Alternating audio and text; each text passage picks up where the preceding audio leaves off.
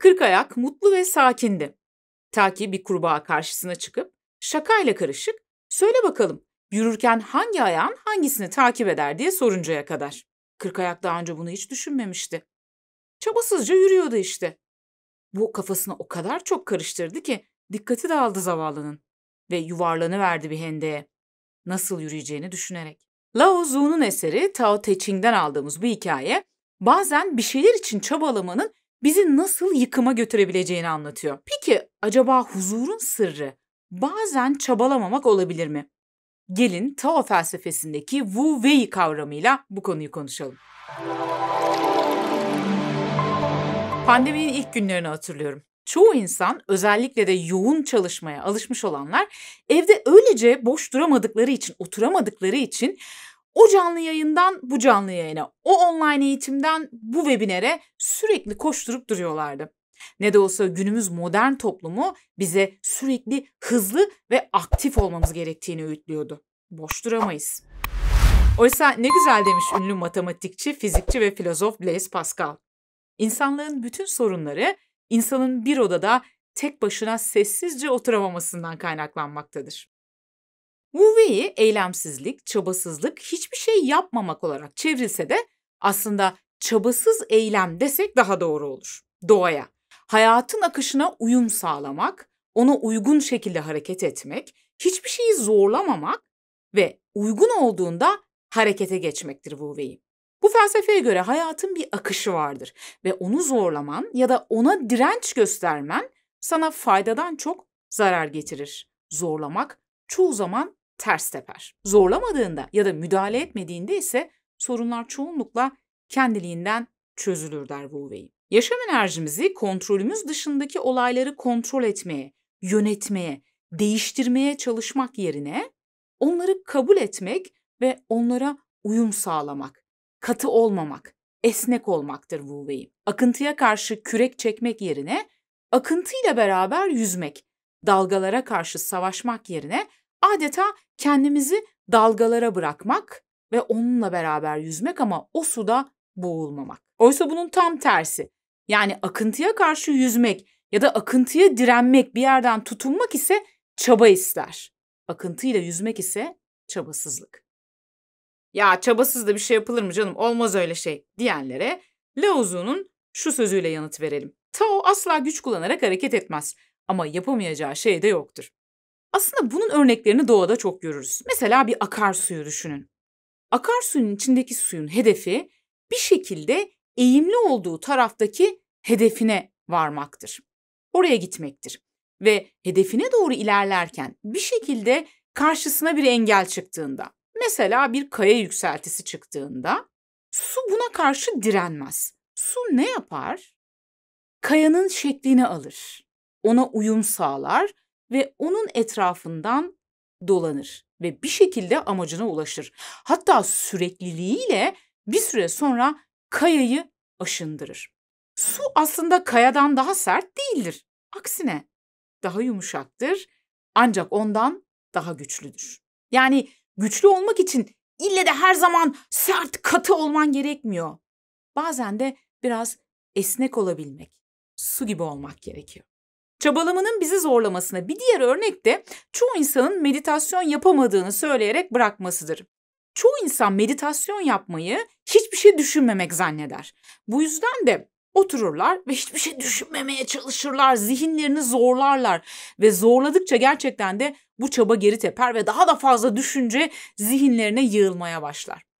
Halbuki bunu yapmasalar, yani kendi düşüncelerini durdurmaya kendilerini zorlamasalar, sadece otursalar ve zihinlerinden gelip geçen düşünceleri sakince izleseler, onların orada olmalarına ve akıp gitmelerine izin verseler, müdahale etmeden, değiştirmeye çalışmadan, adeta kıyıya vuran dalgalar gibi düşüncelerimizin de zihinlerimizden gelip geçtiğini izleyebilsek başaracağız.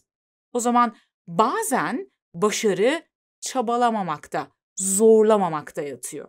Düşünün, hafta sonu izinlisiniz ve bir yere gitmek, bir aktivite planlamak ve çok eğlenmek istiyorsunuz ve bunun için hakikaten her şeyi planlıyorsunuz en ince ayrıntısına kadar çok eğlenebilmek için.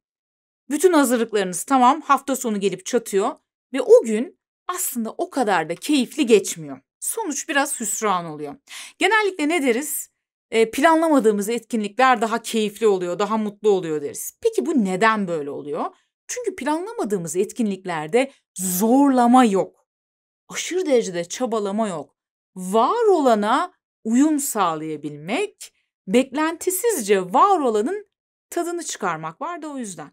Peki acaba hayata da genel anlamda böyle yaklaşsak daha huzurlu olabilir miyiz? Aslında bu kavram bazılarınıza tanıdık gelmiş olabilir. Bizdeki tevekküle benziyor biraz Wu Wei. Ve eğer bunu hayata geçirebilirsek nasıl yapabiliriz? Şöyle bir baktığımızda Wu Wei'de dikkat ederseniz öncelikli olarak ne zaman duracağını, ne zaman hareket edeceğini bilmek işin temeli. Yani aslında yaşamda neyin değiştirilebilir, neyin değiştirilemez olduğunu bilmek ve buna göre hareket etmek, boşa çaba sarf etmemek. O zaman şöyle bir düşünebilirim mesela.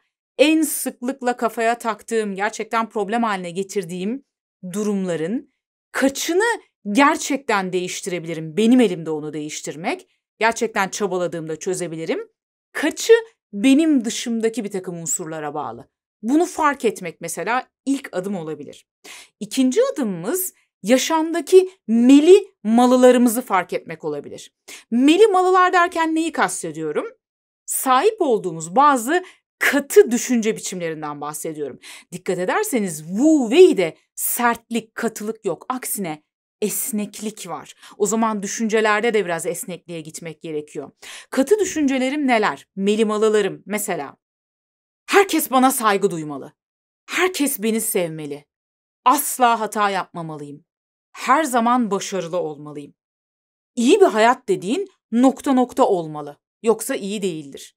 Anne dediğin nokta nokta olmalı. Baba dediğin nokta nokta olmalı. İşte kadın dediğin böyle olmalı. Erkek dediğin şöyle olmalı.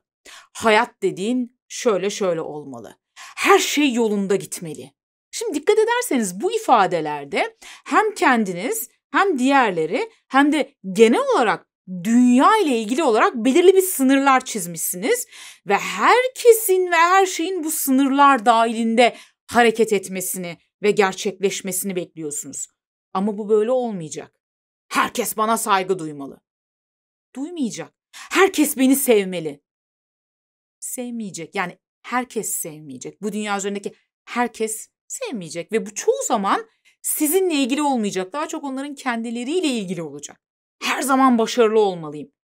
Olmayacaksın. Her şey yolunda gitmeli. Hayat hep böyle ileriye doğru gitmeli. Olmayacak. Bazen de inişler olacak. Bazen çıkışlar olacak. Her şey iyiye gitmese bile yaşam yine de anlamlı.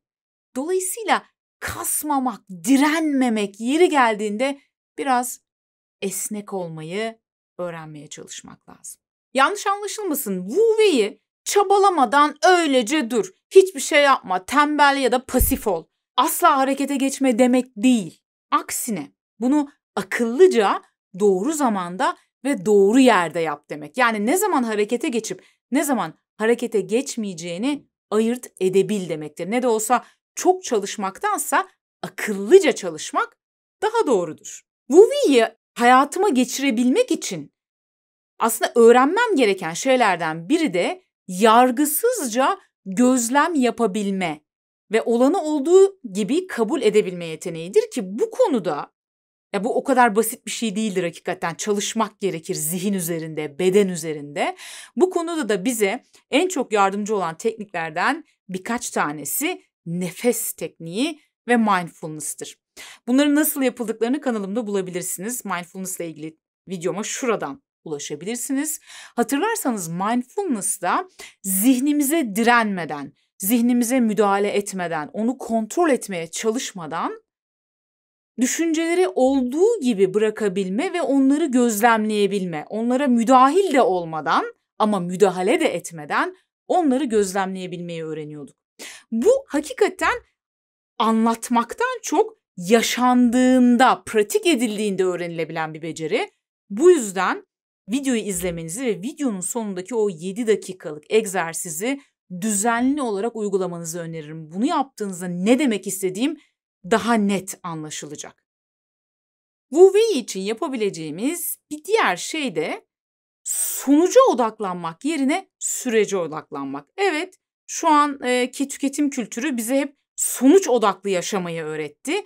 Fakat sonuçtan ziyade sürecin de farkında olmak. Yani bir hedef belirledikten sonra o hedefe doğru ilerlerken hedefe giden yolda evet elimden gelenin en iyisini yapmak ancak belli bir süre sonra sonuçla ilgili olarak bırakmak.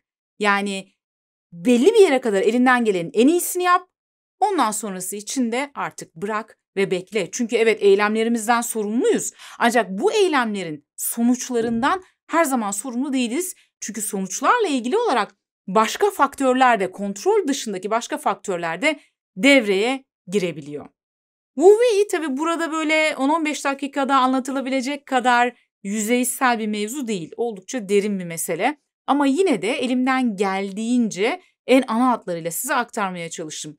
Tabii zihnin bu seviyeye gelebilmesi için bazı aşamalardan geçmesi gerekiyor.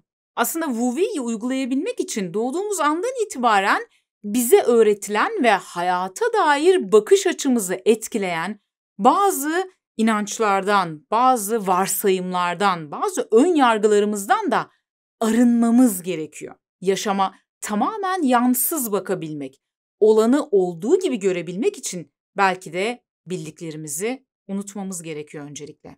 Herhangi bir öğretinin etkisi olmadan olanı olduğu gibi görebilmek.